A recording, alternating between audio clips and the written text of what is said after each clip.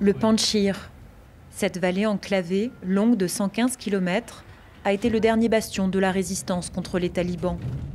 En septembre dernier, les fondamentalistes ont fini par conquérir la terre du mythique commandant Ahmad Shah Massoud, dont les portraits ont été arrachés. Aujourd'hui, ils tiennent la vallée d'une main de fer grâce à ces barrages. Nous en franchirons 5 jusqu'à Bazarak, la capitale provinciale.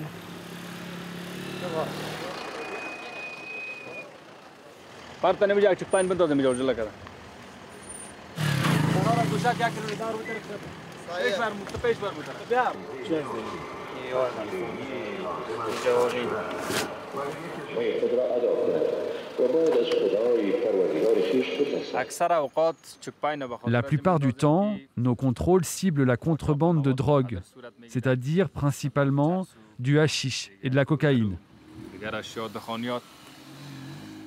Nous mettons aussi la main sur les personnes qui portent des armes non autorisées et qui conduisent avec ces armes.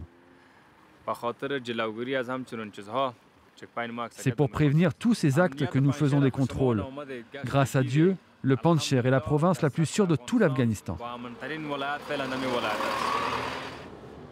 Une province pacifiée selon lui, ce que nie fermement le Front de résistance nationale mené par son chef, le fils d'Ahmad Shah Massoud.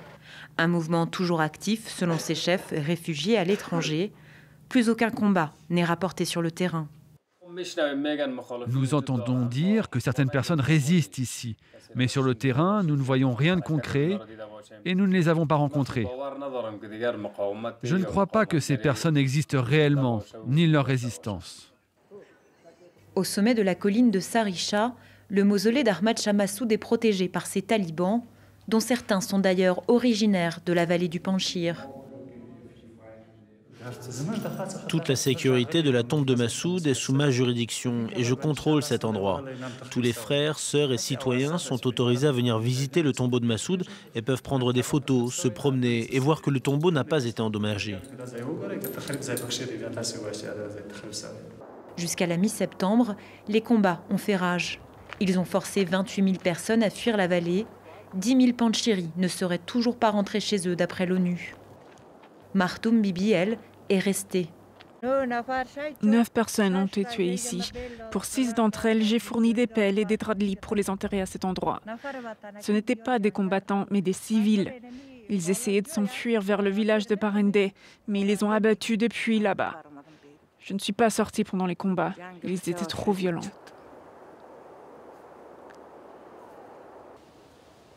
La veuve vit dans un hameau déserté.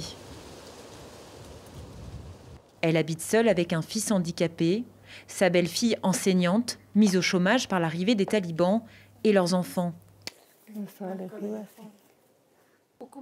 Après la chute du gouvernement précédent, les talibans ont pris le pouvoir et les problèmes ont commencé. Nous avons notamment perdu mon salaire.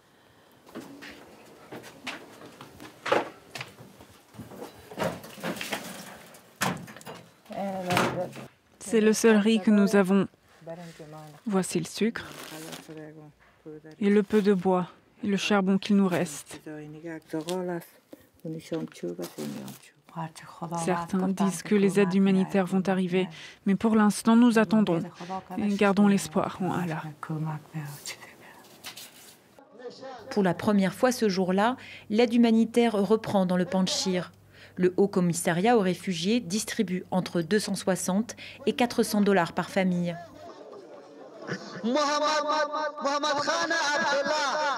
Je vais utiliser l'argent pour acheter du bois, du charbon, du chauffage et du gaz. Les prix des produits de base ont beaucoup augmenté. Près de 600 foyers bénéficient de cette assistance ce matin-là.